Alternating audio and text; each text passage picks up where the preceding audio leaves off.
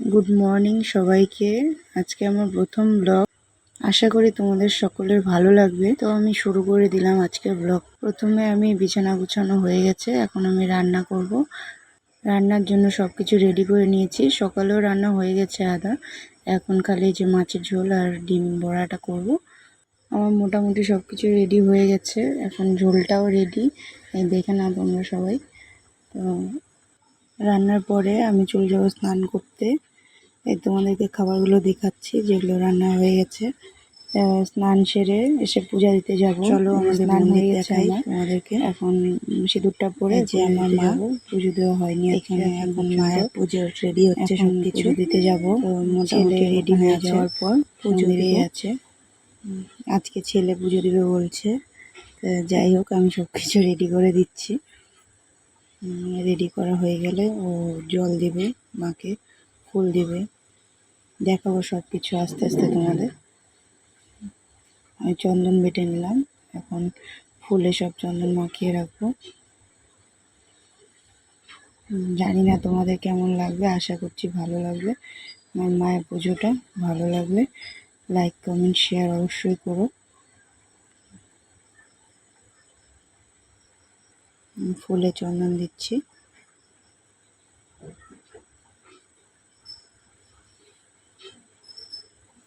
ছেলে ভিডিও করে দিচ্ছে, বলছে মামা আমি করে দিচ্ছি, দাও। তারপর ওকে দিলাম মোবাইলটা, চলো করে দিক। তারপর রেডি হয়ে গেছে মোটামুটি সব কিছু। এখনও জল দেবে মায়ের কাছে, জল দিয়ে পরে ফুল সাজাবে।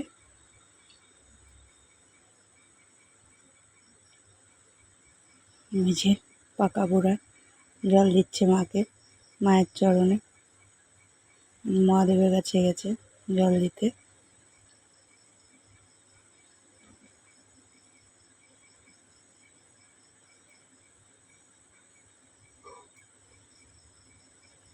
এখন ফুল দিচ্ছে, ফুল সাজাবে, সাজিয়ে দিয়েছে সুন্দর করে।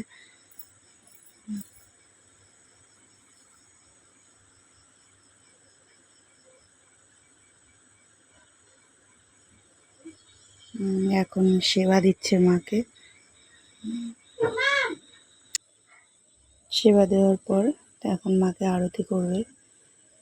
দেখো তোমরা সবাই।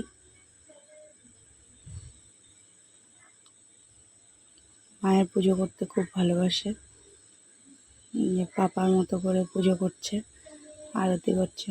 পাপা যেভাবে করে আরতি করে সেভাবে আরতি করছে। প্রদীপ জ্বালাতে বলছিল, তা আমি বললাম না, এখন প্রদীপ জ্বালানোর দরকার নেই, অনেক ছোট আছে তুমি এখন মাকে প্রদীপ দেখানোর জন্য।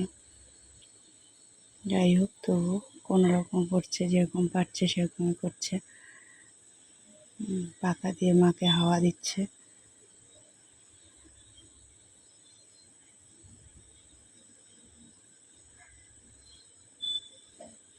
আপনারা বলবেন সবাই কীরকম পূজা করলো আমার ছেলে, মা খুশি হবে কি না।